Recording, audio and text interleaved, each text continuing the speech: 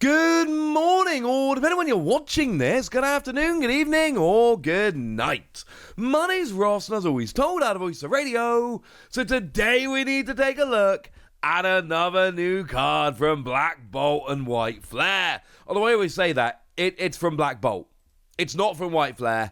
These are from Black Bolt. We got Vullaby and Mandibuzz. Now, good thing, they're done by the same artist. We got that continuity going on, yay. Vullaby... I mean, look, it's got 70 HP, and 70 HP is the magic number for basic Pokemon right now, because, of course, that means that you've got the highest amount of HP possible, while still being able to be searched out using Buddy Buddy Poffin, which, of course, is what we want to do a lot of the time. This is what we do in all of our decks. We play Buddy Buddy Poffin. That lets us go and get 2 basic Pokemon with 70 HP or less. So we really want to be playing 70 HP Pokemon so that we can take advantage of Buddy Buddy Poffin to get them out and get them played. And pay attention to what I'm saying. This is going to come up very, very shortly. The Vullaby single energy, 10 damage. Maybe in Pokemon Pocket I can make an argument, but in the regular TCG I cannot really make an argument. Even Mandibuzz's ability, free energy, 90. Now it is worth noting that with ignition energy being a thing, this is a usable attack. And usable doesn't mean good. And usable doesn't mean I'm excited about it. And it doesn't mean I actually want to do this. But we do have Ignition Energy, and Ignition Energy is free colorless energy when attached to an evolution Pokemon, and it falls off at the end of your turn, but it is free colorless energy when attached to an evolution Pokemon. So, especially if you're hitting for weakness on a weaker Pokemon or something along those lines, there absolutely is a possibility here of just going, oh yay, Ignition Energy smash. If you're playing Ignition Energy anyway, there's an argument for attacking with Mandibuzz. It's not a great argument, but it's there. The real argument here, however, is in terms of the ability. The ability is awesome. Once during your turn, you may look at your opponent's hand, and you can choose a 70 HP or lower basic Pokemon that you find there, and put it onto their bench. Now, this is one of those cards where I had to be a bit careful when translating. I do, of course, as I tell you guys, do all the translations here myself. I usually check with the lovely Antoine Boulet just to make sure I've not done a silly. But this is one of these ones where I had to double check it and make sure that it really was just once during your turn. But it is. It is literally just once during your turn, look at your opponent's hand and bench a 70 HP or lower Pokemon. And like the worst case scenario here, the worst case scenario is you get to look at your opponent's hand. Looking at your opponent's hand is awesome. Like genuinely awesome. I don't know how many other people went straight here, but remember Gumshoe's GX had an ability that just let you look at your opponent's hand. That was a really useful ability. Also had a really nice single energy GX attack that could get big KOs on energy hungry Pokemon, which was kind of cool, but it also had a really nice ability. That's the worst case scenario here, is you get to look at your opponent's hand. Best case scenario, you get to bench a Pokemon. And the thing is, this is going to get really, really annoying for your opponent really, really quickly. It's also kind of awesome because let's say you desperately don't want your opponent to have a boss's orders.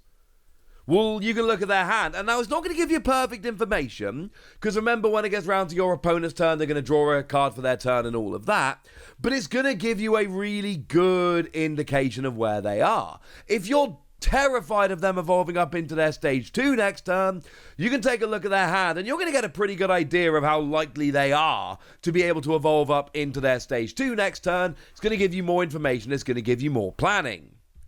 But you also get to potentially bench one of their Pokemon. So you only got 5 bench spots in the game. Use one of them for a Pokemon they don't want to bench. Sorted. Grab a Pokemon they'd rather not have on the bench it, so then they're going to be in an awkward situation. Maybe you want to KO it later or something along those lines. You know, maybe it's a Badoo and you're playing Monkey Dory. So your opponent doesn't bench Badoo, So you look at their hand, you bench Badoo, and oh look, you're playing Monkey Dory, so you can use Adrenabrain to move 3 damage counters from one of your Pokemon to the Badoo, and there's your KO straight away. It's going to make it even more annoying and more risky to go and play Badoo, so that's kind of a fun thing for you. Yes, I'm rhyming now, apparently. But also, sometimes, it's just going to fill up the bench. We know, we've all played many games where we had to have a specific bench and we had to choose exactly what we benched and what we didn't. Well, here you can choose one of your opponent's bench Pokemon for them and try and screw up their setup. Take away a bench space of a Pokemon they'd rather have kept in their hand. That's a good thing, ladies and gentlemen. That's a good thing. Then, of course, we got all of those Pokemon that have attacks that are dependent on the number of bench Pokemon. Take something like Lily's Clefairy, for instance. Lily's Clefairy is a really fun one because it's got Full Moon Rondo, which does damage dependent on the total number of bench Pokemon between yours and your opponents. There's a bunch of Pokemon that have attacks like this. This is just an example right now of a Pokemon that sees a lot of play. Well, your opponent might deliberately be keeping their bench a little bit lower to keep out of range of a KO from Full Moon Rondo, so you can just go and do this over and over again. Just bench a new Pokemon every turn, bring your opponent's Pokemon into range. And here's, remember at the beginning of the video where I was talking about Buddy Poffin and said keep this in mind? Buddy Poffin makes this ability way better. Because Buddy Poffin, as I said earlier, it's incentivizing everyone to play 70 HP Pokemon. If you have a choice between 70 or 80 HP nowadays, a lot of the time, you'll play 70 because you've got that consistency coming around with Buddy Poffin. Well, that's working in your favor. And I should make it quite clear at this point, it's something I haven't said yet. It is unlikely you will be able to use this ability if your opponent's got a full bench. So earlier when I said the worst case scenario is that you just get to look at your opponent's hand, it's probably not strictly true. Now, it doesn't say on the card you cannot use it if your opponent's bench is full, but we do have an official ruling for Erica's Invitation, and Erica's Invitation doesn't say you can't use this if your opponent's got a full bench. This is a support that lets you look at your opponent's hand and bench Pokemon from there. However, it is officially in the compendium that if your opponent has a full bench, you can't play Erica's Invitation. It is very likely that we're going to be getting a ruling here whereby you cannot use this ability if your opponent's got a full bench. Because, of course, the ability is there, the entire point is using it to bench Pokemon. But if your opponent's got a full bench, then it is public knowledge that your opponent cannot bench any more Pokemon, and therefore it's not going to work. Shout out to Guy for pointing that one out. Very good Pokemon TCG judge. So I think this is a great ability. Anytime you've got a Pokemon or a deck which revolves around having bench Pokemon, it's going to be super useful. Anytime you're playing Monkey Dory and your opponent is playing lower HP Pokemon, this is going to be awesome. Even if you just bench a 60 or 70 HP basic, betting that your opponent isn't going to be able to evolve it before you get 2 uses of Adrenabrain. Maybe you've already got 2 Monkey Dory on the field, or maybe your opponent's going to have 1 turn to evolve and you just don't think they're going to be able to pull it off. And if nothing else, you get a look at their hand, you get a bunch of information, and then you get to bench a Pokemon which is going to screw up their plans for what they want on the bench. Make no mistake about it, this is a great ability. And it's not an on-play, it's a once during your turn. And sure, it's a stage 1, which is not really a particularly good attacker. But, I mean, I've outlined some uses in this video for what this could do. I assure you, ladies and gentlemen, there are plenty more. I'm giving this between 4 and 5 Wassies, but don't give half Wassies, that would be barbaric.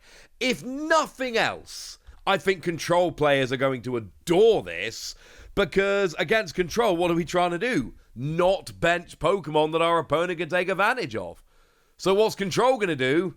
Play a 1-1 Mandibuzz line to force us to bench Pokemon we'd rather not be benching? Oh yeah, this one's going to get annoying. Once again, we know that these are having illustration rares because every card in the set is having an illustration rare. And once again, they've decided not to show it to us. Why? I don't really know. Sorry, ladies and gentlemen. But yeah, there are so many uses for this card. When I saw the card get revealed, I went, oh, it's a Mandibuzz with a pretty terrible attack. Although, again, it is technically usable. Well, I'm not terribly excited. And I read the ability and I was like, okay. Yeah, I had to wait for that game to play out on their live stream this morning to see the card. That game was totally worth sitting through. That's what I think. I want to know what you think. So let me know in the comment section, would you? Go nuts! Be nice. And then make sure you like this video, subscribe to this channel, follow me on Twitter at @TheWasi. That's where we talk about Pokemon and a whole bunch of other card games. And please do consider checking out patreon.com/PTCGradio, where you can support the channel, get some bonus podcasts, join a Discord, and all kinds of fun things. And get shout-outs on the channel like the lovely Danger Morales, who's been a supporter of ours for a while now and seems to be a very lovely person. So shout out to them for the support and the loveliness. But by far the most important thing, as always, look after yourselves till next time, would ya? Thank you very much for watching. My name's Ross, and you've been watching PTCG Radio.